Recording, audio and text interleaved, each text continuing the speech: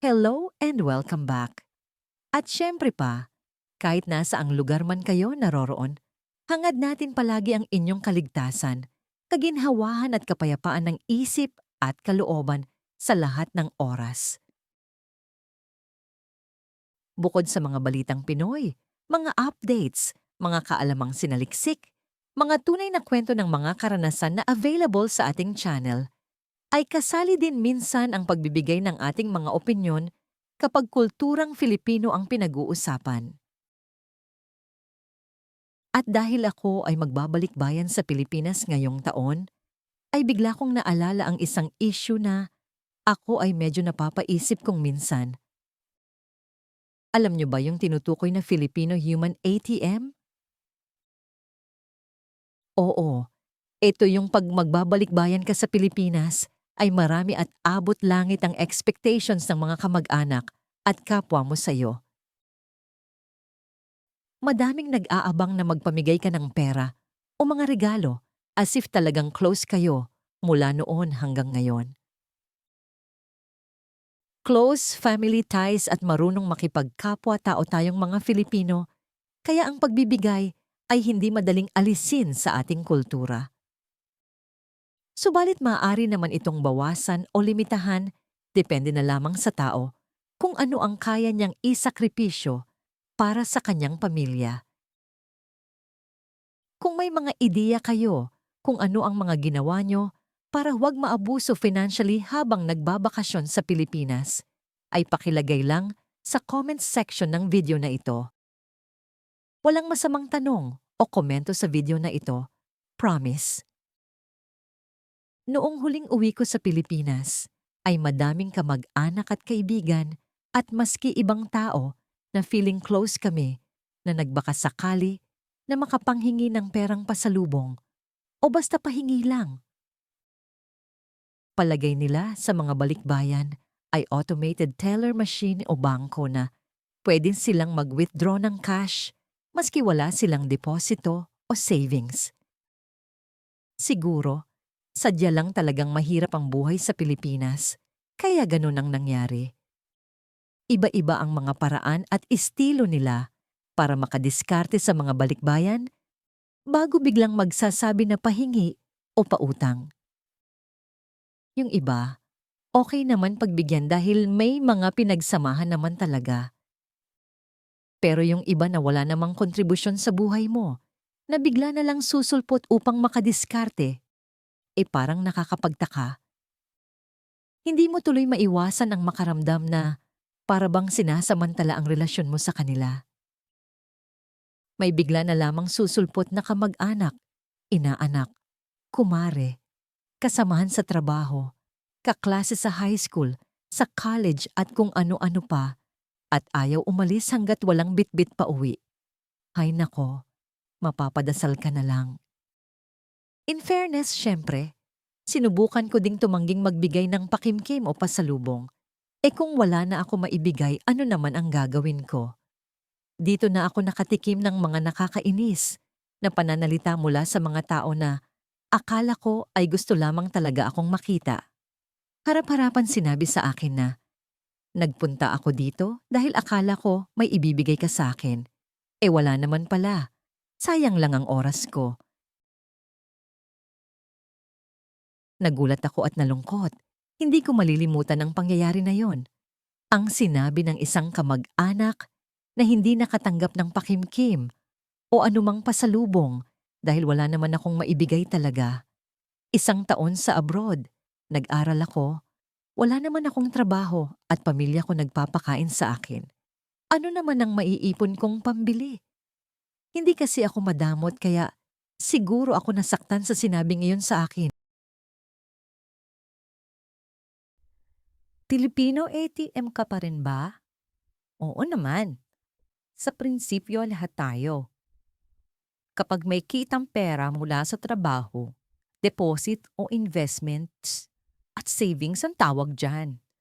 Kapag naman may gumagastos, withdrawals ang tawag dito.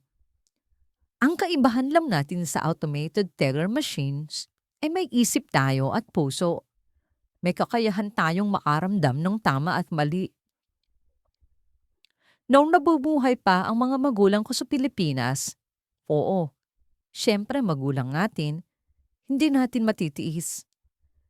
Pero kapag may asawa na at sariling pamilya na tayo, siyempre naiiba na din ang mga priorities sa buhay.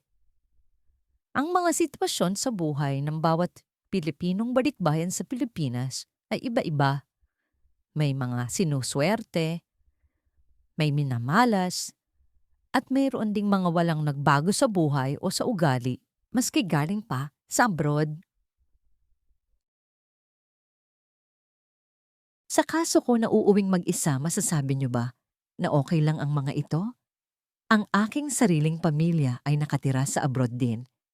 Heto ang mga paraan ko upang maging matalinong Filipino balikbayan. Una, huwag na sabihan ang mga kapamilya at kamag-anak sa Pilipinas na magbabalikbayan ka. Ikalawa, maging mapagkumbaba at iwasan makatawag pansin sa iyong pagkilos at pananamit.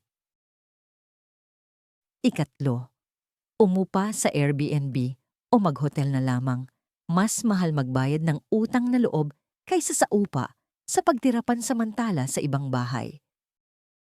Mag-ingat lamang sa mga hidden cameras at mga magnanakaw. Ikaapat, iwasan magdala ng maraming cash o mga alahas at mga mamahaling kagamitan kung magbabalik-bayan mag-isa. Huwag basta magtitiwala sa iba, maski pa kamag-anak o kaibigan. Ikalima, magko-commute na lang pero maging maingat palagi sa mga manloloko at magnanakaw. Ika-anim, umiwas sa madaming tao at maingay sa kalsada sa lugar na dinadaanan mo. Umiwas din sa mga tao na masyadong agresibo at hindi komportable kausap. At para naman hindi ako mahusgahan, dahil sa mga nabanggit kong mga ideya, ay medyo magdadagdag ako ng mga detalye kung bakit ko ito naiplano. Una, depende naman sa balikbayan ang dahilan kung gusto niya na salubungin siya o hindi ng kanyang kamag-anak. Depende na ito sa kanyang relasyon, budget at higit sa lahat, sa kanyang mga plano, sa kanyang pagbabalik sa bansa. Ikalawa, umupa ng bahay sa Airbnb o sa mga pinagkakatiwalaan ng mga tao o paupahang bahay o hotel. Depende kasi sa plano, budget at pamumuhay na nakasanayan ng magbabalik-bayan ay maaari niya itong gawin. Kung mahalaga ang komportable, tahimik at pribadong pamumuhay sa kanya, ay hindi naman ito maituturing na masama. Ikatlo,